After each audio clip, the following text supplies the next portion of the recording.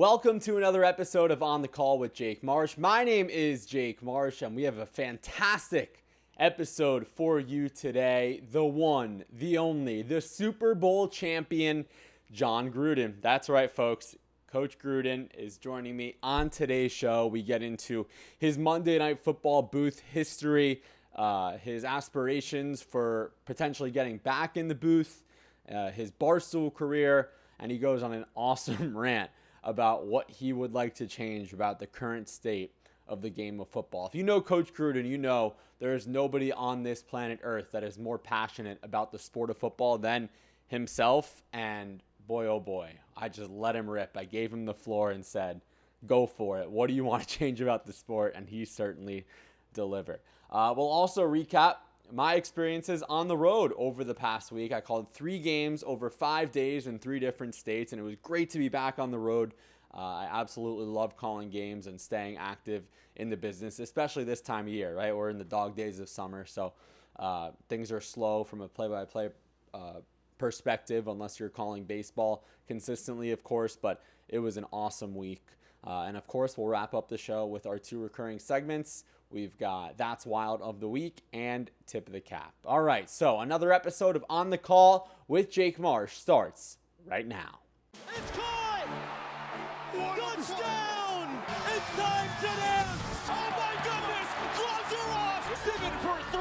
Bang! Oh, that is swatted away! Shefflin brings the boom! This is Huck.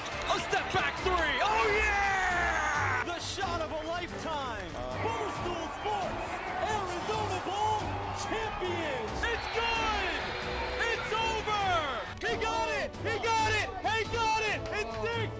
All right, the final week of July is here, and we have a loaded show for you today, highlighted by, of course, Jon Gruden. Thanks to Coach Gruden for taking the time. I think you all will really enjoy our conversation. Even if you're not into the nerdiness of broadcasting like I am, Coach Gruden, if you like football, you will enjoy this conversation. But before we get to that, I just want to recap what went on this past week. It was a special week. For the first time since I graduated from my alma mater, I got to return to Syracuse and call a game in central New York. It wasn't technically on campus. It was in downtown Syracuse.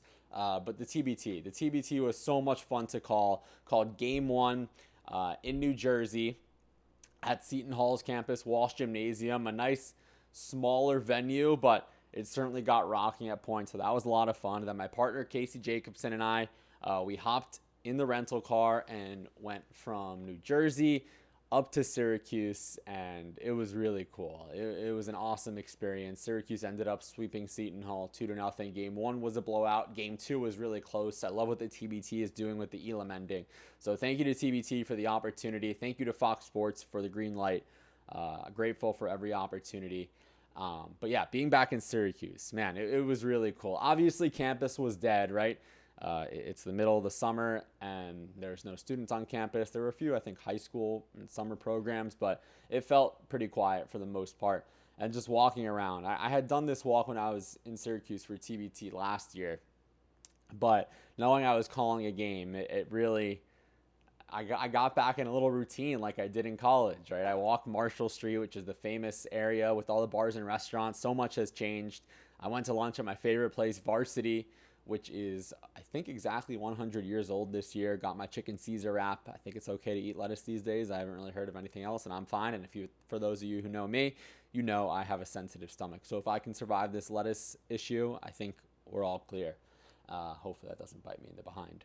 But yeah, it was really special. And then, of course, you heard my conversation with Coach Boeheim last week, getting to call Buddy and Jimmy, who I've been fortunate enough to become friendly with over the past few years, calling their games, and Cole Swider, who had some NBA experience down here at the Miami Heat, a few other teams. He's back overseas, but I've been on his podcast before. So Eric Devendorf has been awesome, and it was just really cool getting the whole experience. And also, I got to shout out the Syracuse Athletics program because they put on a SummerSlam event to help boost NIL awareness and their wallet and their budget, and it was really cool. So thank you to the Syracuse athletic program rolling out the orange carpet for me.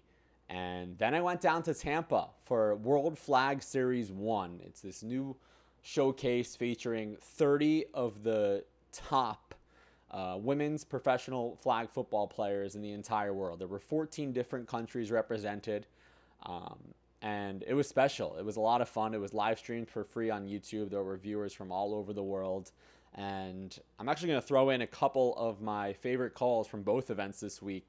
Let's start off with TBT. Game 2 was tight. Towards the end of the game, there was a big run right before that Elam ending, highlighted by Buddy Boeheim himself. Tyson Walker kicks out to Buddy. Oh, yeah! Such a big swing. Blow a layup at one end and then give up a wide open catch and shoot three. Whitehead swatted away. KO is back and he stares down his opponent. Hughes, no look. Buddy again. Bang!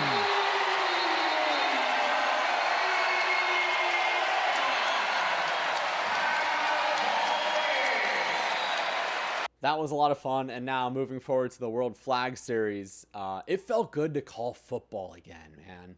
I want to call football this fall so badly. Unfortunately, it's one of the tougher sports to break into in our business just because the inventory isn't as high, right? In the NFL, you're looking at maximum 16 games per week, which are predominantly done by veterans. And then at the college level, I'm trying to knock on the door. I'm still hopeful that some opportunities will come up.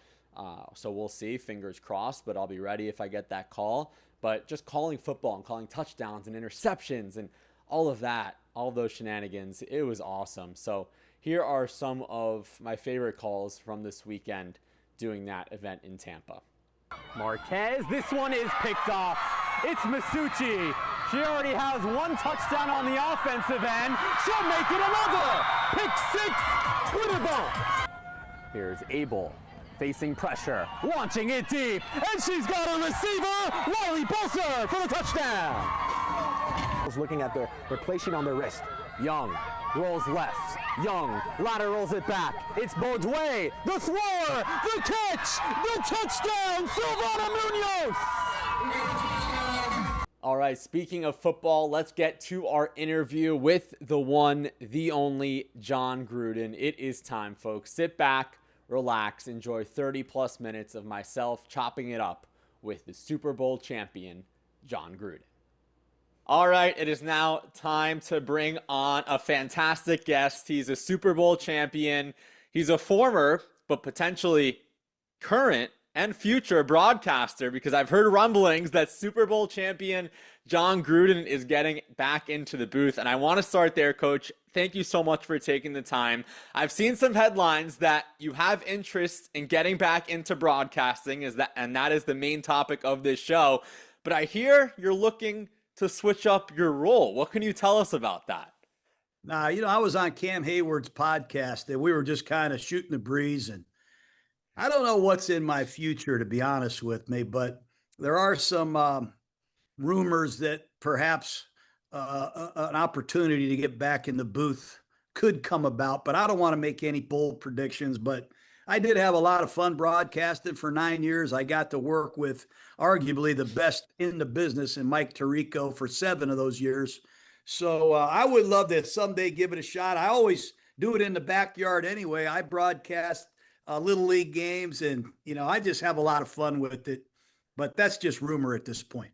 Totally. And Mike Tirico, like you mentioned, best in the business. I'm a Syracuse alum. We all looked up to him when we were in school, and I know the current generation does too.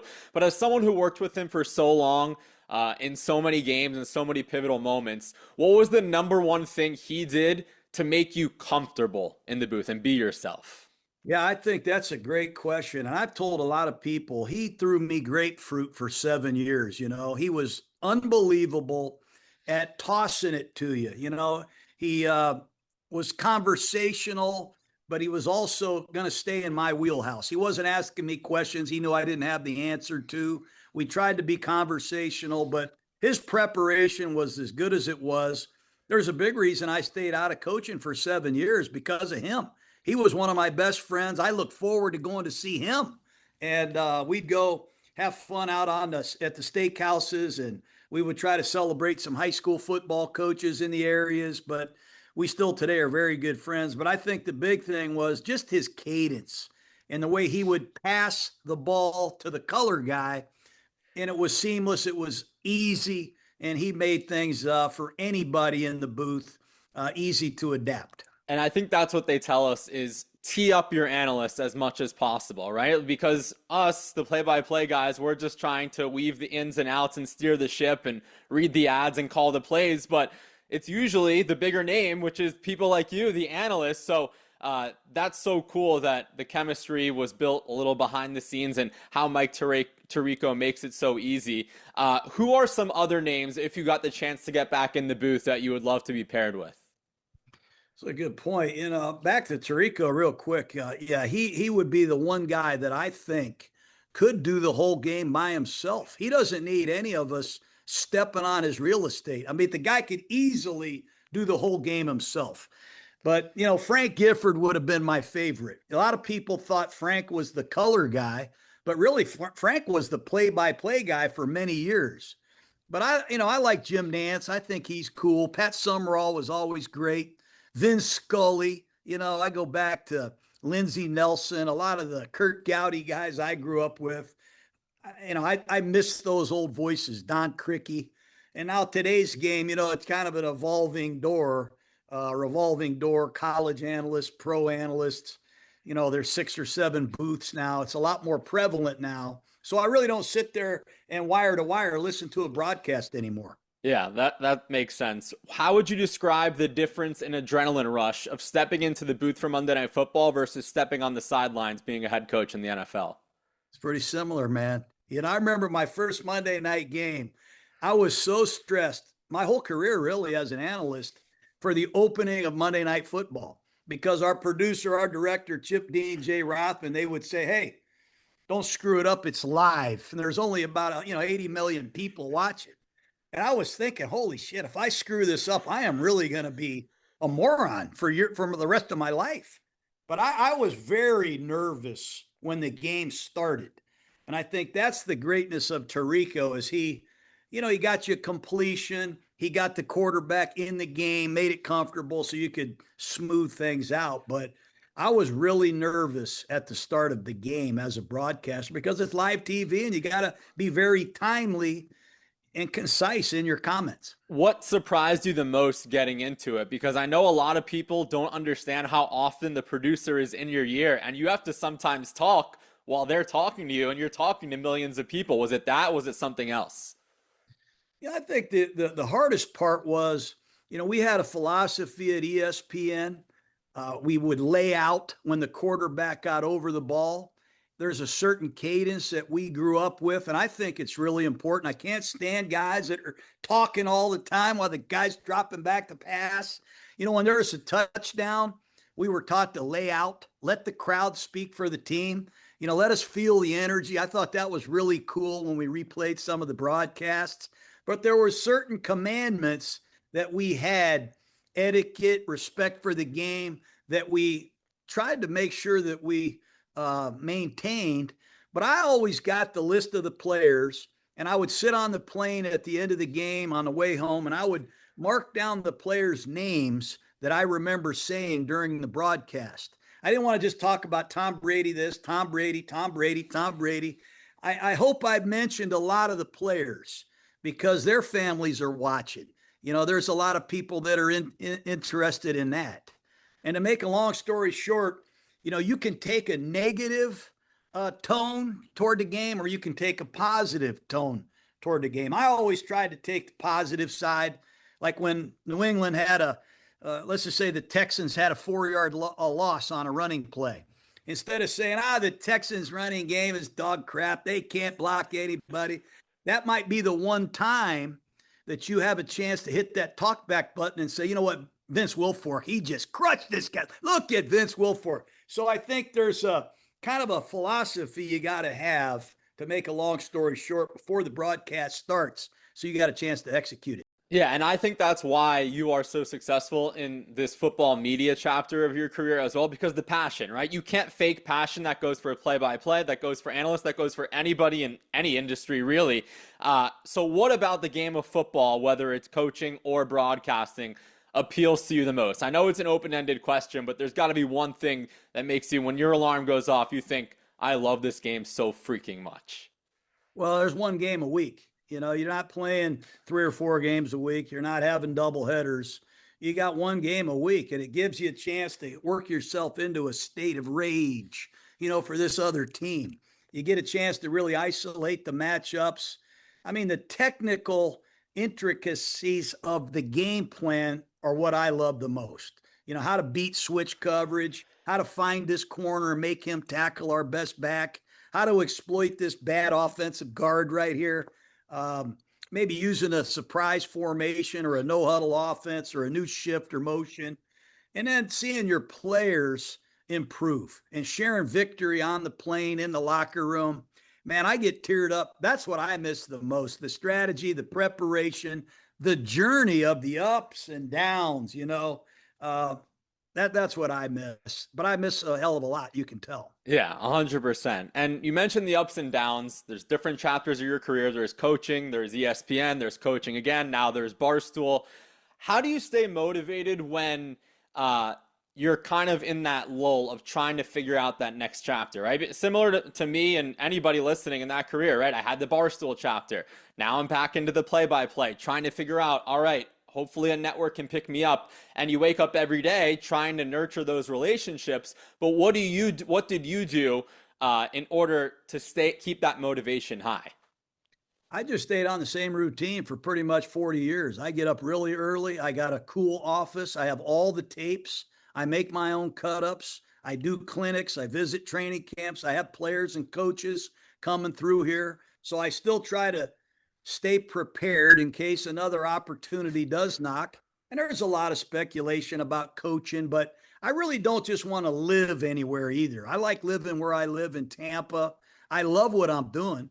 This Barstool gig, they have given me a lot of opportunity to visit camps. I got a football show coming out this fall. We're doing the NFC East previews right now. So I'm studying the Commanders, studying the Eagles, the Giants, studying these teams. And I'm still very much involved in the game, and I'm having fun. I'm working with some bright young people that love sports that are keeping me young. So it's been really cool. Yeah, that's amazing. You are one of few people who has the crossover of Barstool and ESPN. In Dave's book, there's obviously a long documented history on the two companies. Besides the obvious, what is the biggest difference of working between those two? Well, it's completely different. You know, I was doing one game a week. We did 60 quarterback camp shows in the spring. This Barstool thing is, there is no job description. It's like, you know, you better do a good job, come up with something or you're out of here. You know, I love the creativity. You got to try to think outside the box. I guess trying to shape the direction of where you're heading. And, so far, we've made a little progress. I'd like this to be a much more productive year, so we got a lot of work to do. But I guess that's it. You know, Dave is an incredible guy to work for. Not to kiss his ass here or anything, but he doesn't call you day to day, and he doesn't really give you a lot of stiff arms or roadblocks. He gives you a lot of flexibility, a lot of freedom, and he expects you to take advantage of it and do a good job. I love that. 100%. And that's the platform. He gives you the platform, and there's no job description in your contract or anything. It's like, all right, here's the platform, go ahead and attack. And I think that's what has helped make Barstool so successful. We just missed each other on the overlap for Barstool. So I left the summer of 24, and then I think you went a few months after that. It would have been really cool to call a game together. I'll tell you that. And maybe it could still be in our future. But it's great to see that your passion for traditional broadcasting is still there as well. Yeah, I love it. I was talking to my friend Nick at Barstool, and instead of going to do how they do the screening of the game. Yeah. I would like to do a game where Nick is the play-by-play guy, I'm the color guy, and we're doing a Monday night game. It'll be on tape delay, obviously, but just to do it in a Barstool spin, I think it might really be fun and cool. But I'm going to plan on hitting some really cool games this fall, and maybe I'll get up in the booth and broadcast one. Maybe I'll have to find you and we'll do something just to keep our fingers close to the fire. I'm all ears. I'm open for that, and I will go anywhere. Nick's the perfect person to be paired with in the booth.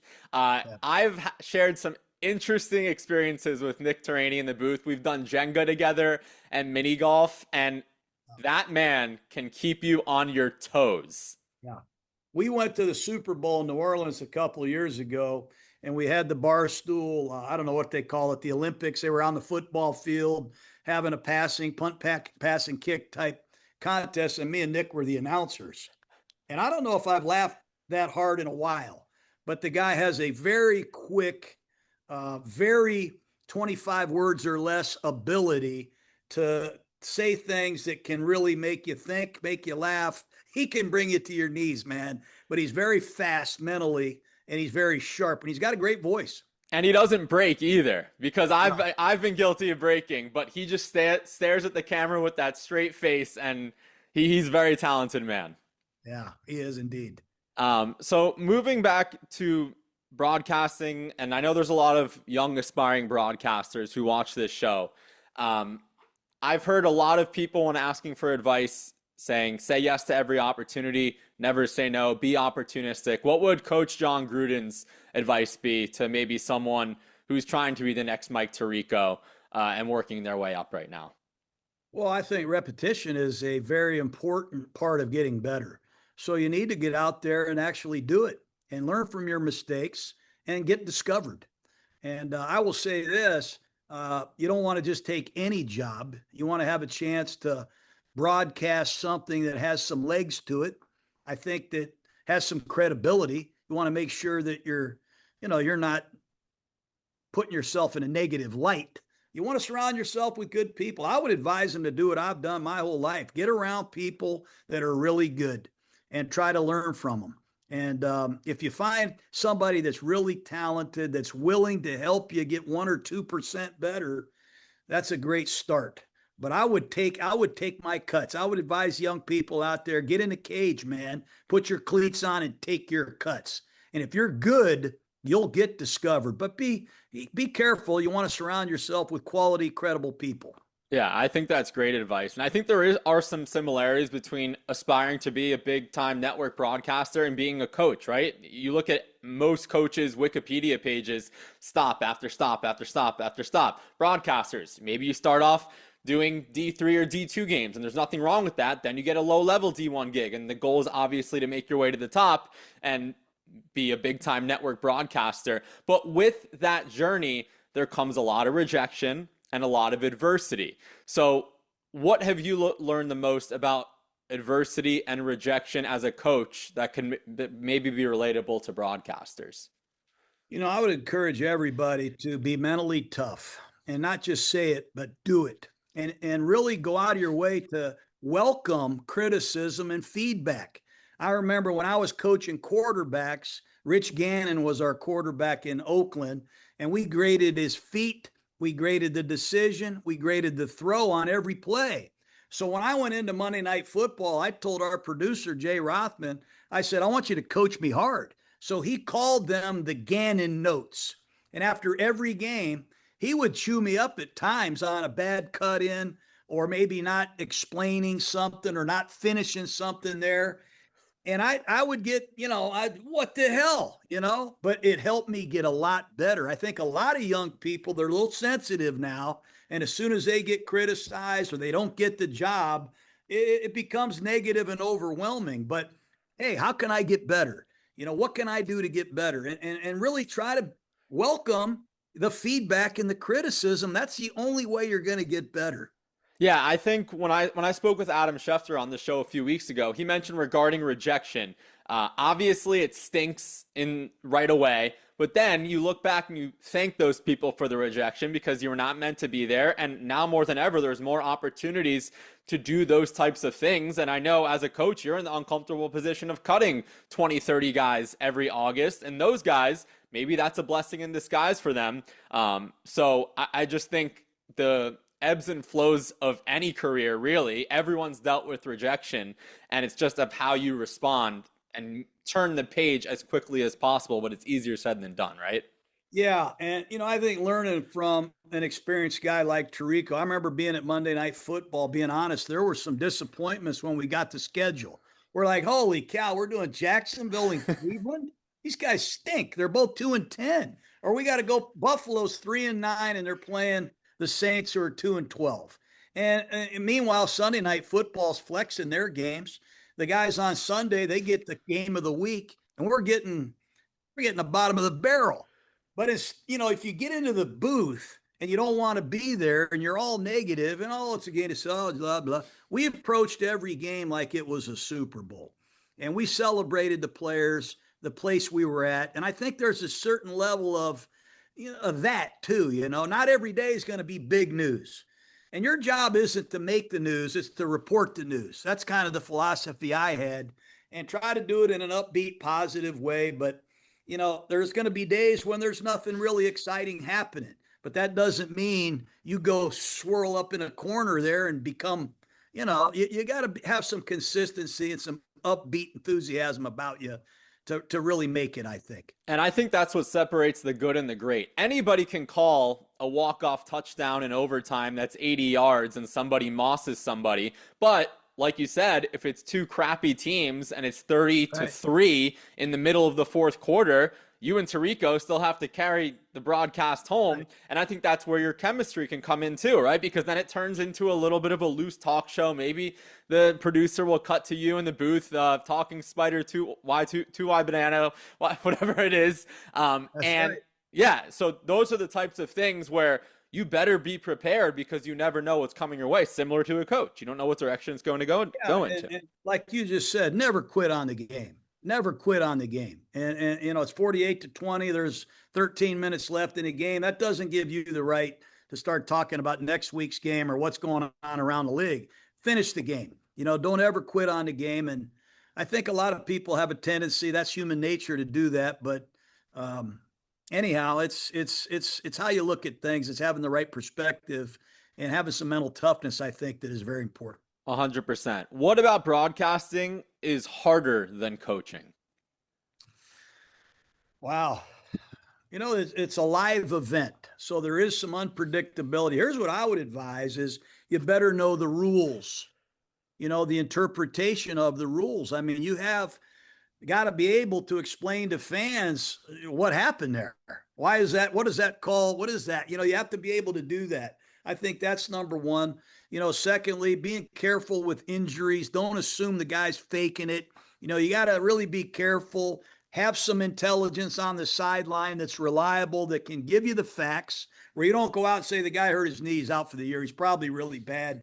You better be very factual with injuries. You got to do a great job with the rules, and you got to know the backup players. You got to know if that left guard gets hurt and they put in a backup, you better know that's where the defensive coordinator's going. You have to be on top of the substitutions.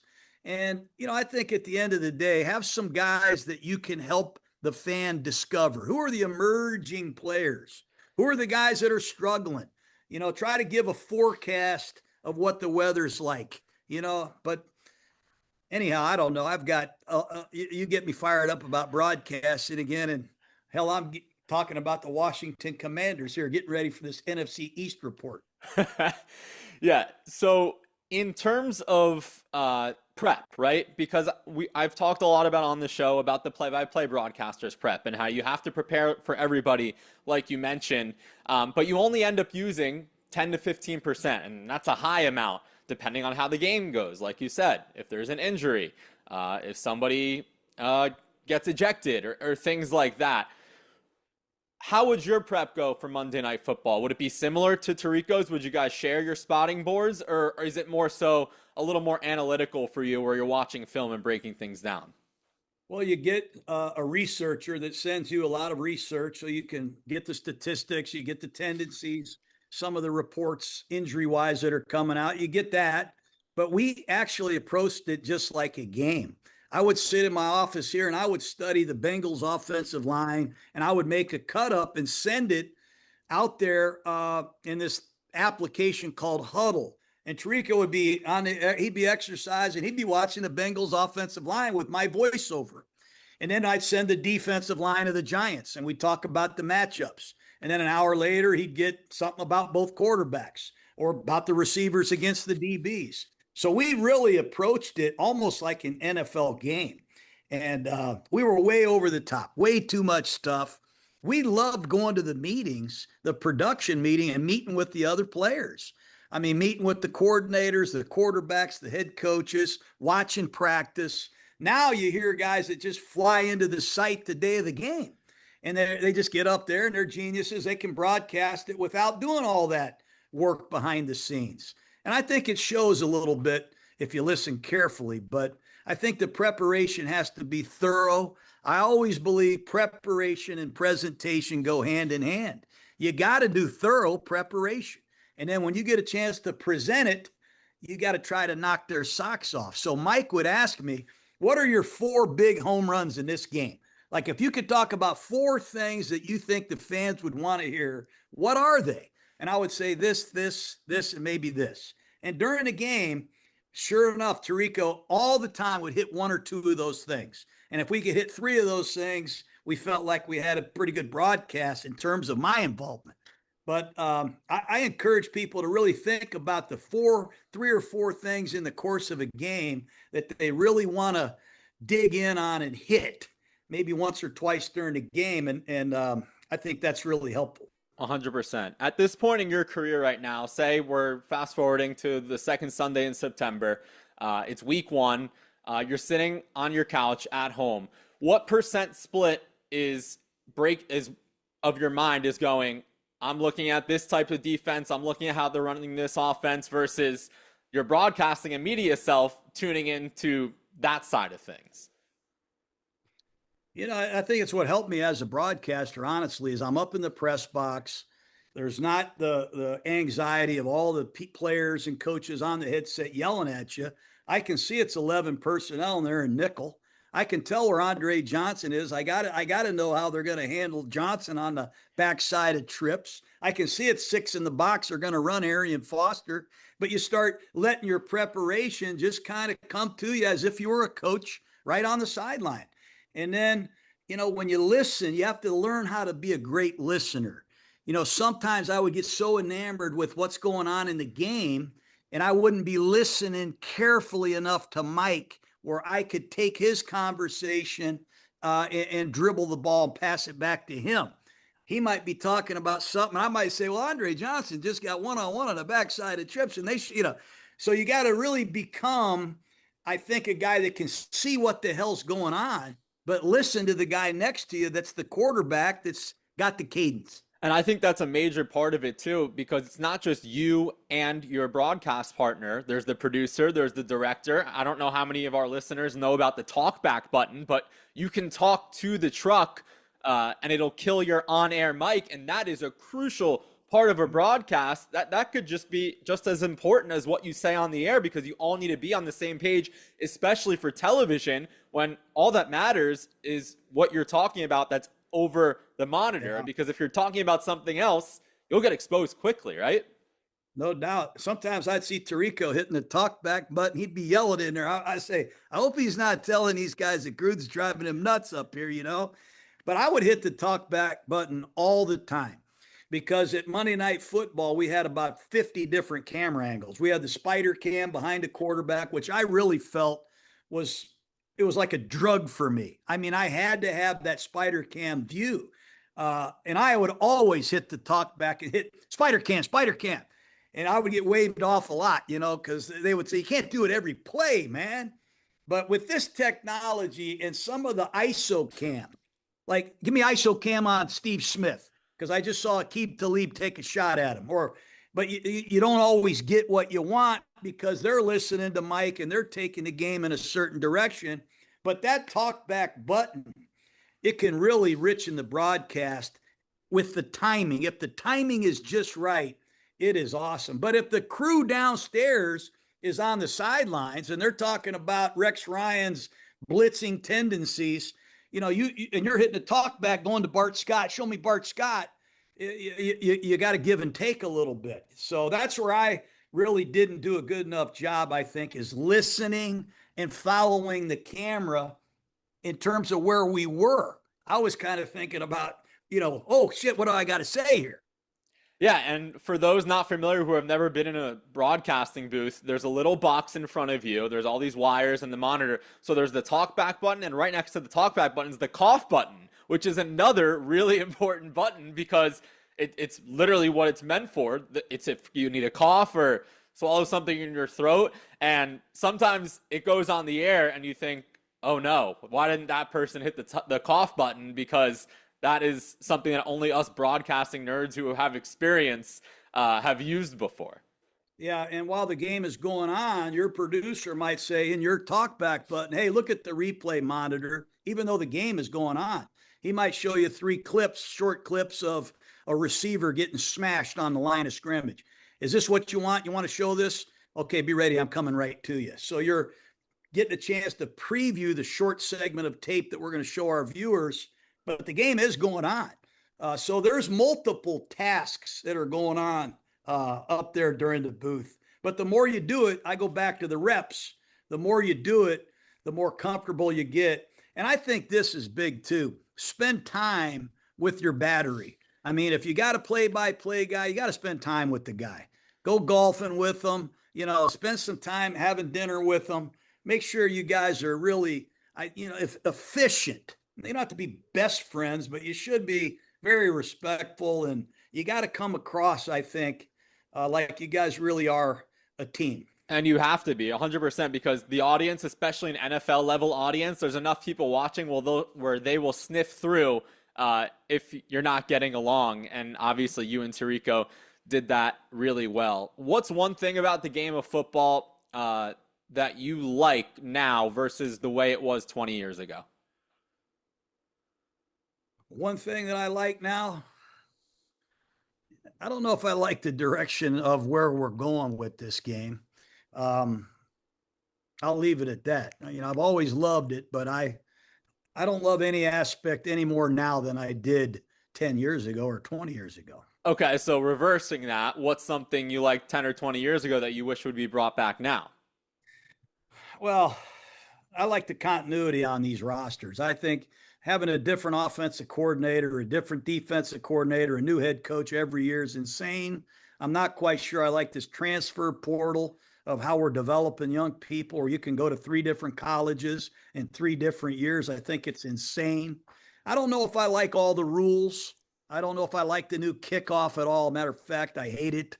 I think protecting the quarterback is a good thing, but it's becoming almost embarrassing. It's like one of the things I didn't like about the World Cup is there's too many flops, too much flopping going on in the NBA. You can't get near the quarterback. You're going to have a long day. I don't like some of the rules that I'm watching. I hate the new extra point rule personally. But look, I'm not right. I'm usually wrong, but I like the game to stay the same as much as possible. I like continuity, and I don't like these new uniforms. I think some of them are a joke. I can't stand the freedom that guys have to wear number 0 and play running back, and then you got number 0.64 playing defensive end. Keep these guys in numbers that are associated with their positions. Should I keep going? I don't know. The floor is yours. I don't like all these AstroTurf indoor I don't like these indoor stadiums. I like the games played outdoors. Lambeau Field, it's kind of where I grew up as a coach. Notre Dame, I like these outdoor stadiums. I don't like all the changes in the conferences either. I don't even know who's in the American League, the National League anymore. We changed the NFC South, the NFC North. Why do we have to have 17 freaking games? That's insane. It seems like 18's on the way. I hate playing overseas games. You want to grow the game, grow it in this country. You know, there's a lot of places in the U.S. that need to grow the game. Some of these high schools, they need help, man. Some of these high school coaches, they need support. We don't need to go to Australia and all these overseas games. But I'll keep going. I got to get to work here. I've bitched long enough. No, you're good. Those are all understandable gripes. We'll get you out on this, Coach. I know the Internet Invitational is coming up.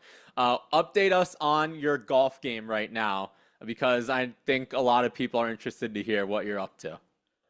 I'm struggling. I'm not playing as much as I did. This Jake Malisak character, we got a lot going on, man.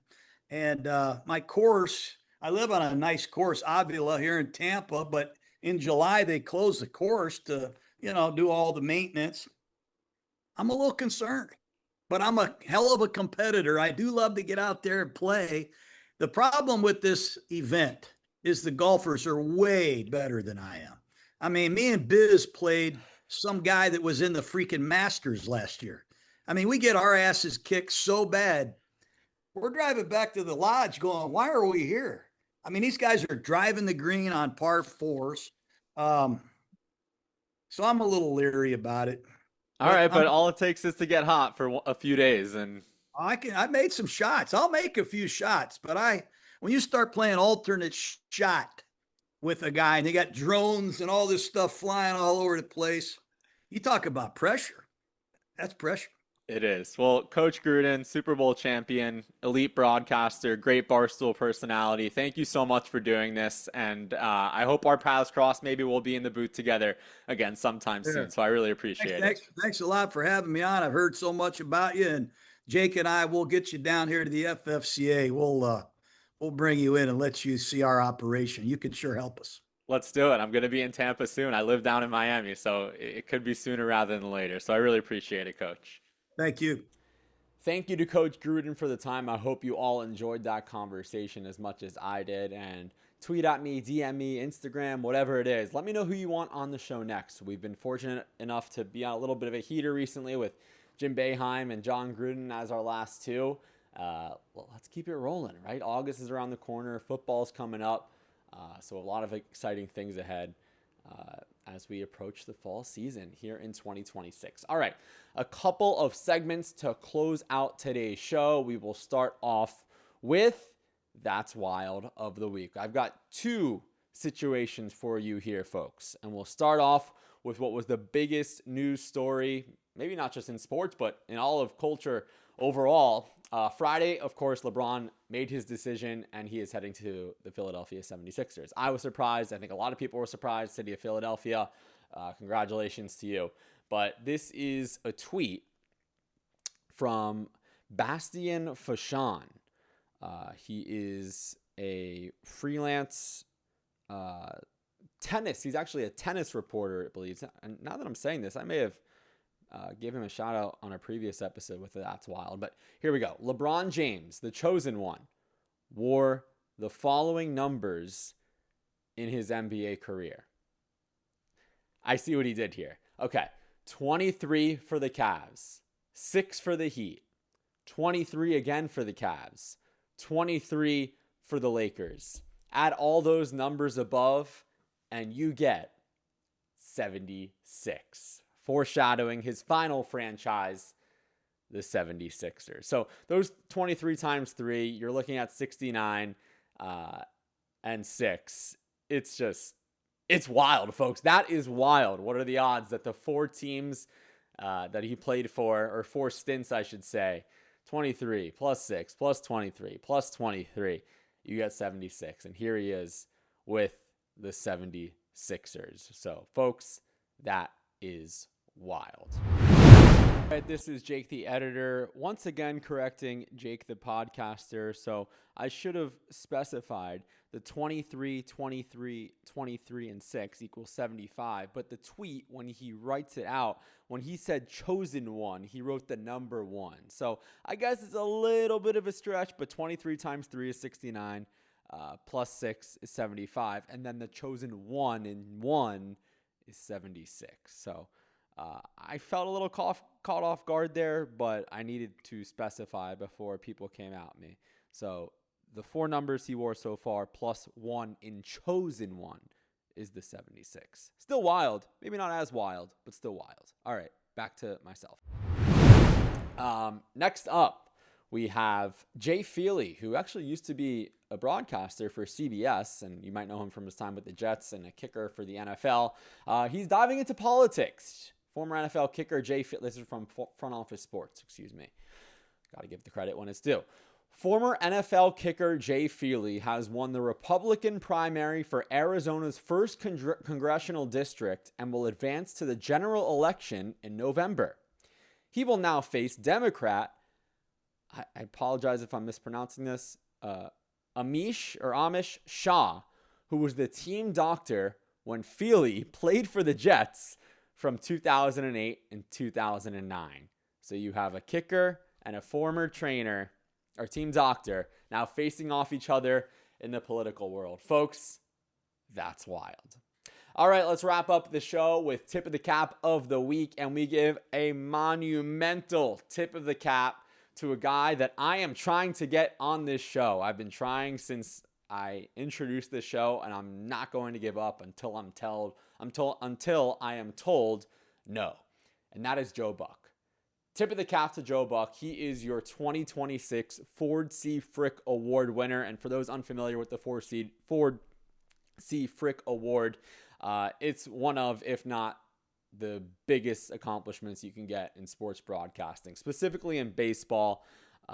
It's provided to someone every year for their major contributions to baseball broadcasting, and the Hall of Fame ceremony took place over the weekend. So Joe Buck officially made his speech up in Cooperstown, and it was awesome. I know Joe Buck over his career has gotten a lot of crap from people who think that he hates their team, but man, he really is incredible. And I advise everyone to watch back the entirety of his speech, because it's really cool. But Joe Buck, one of the reasons that myself and a lot of other people get into broadcasting, right? As a kid, you're watching all these games, and then Joe Buck and Troy Aikman pop up on your TV, and you think, that's cool.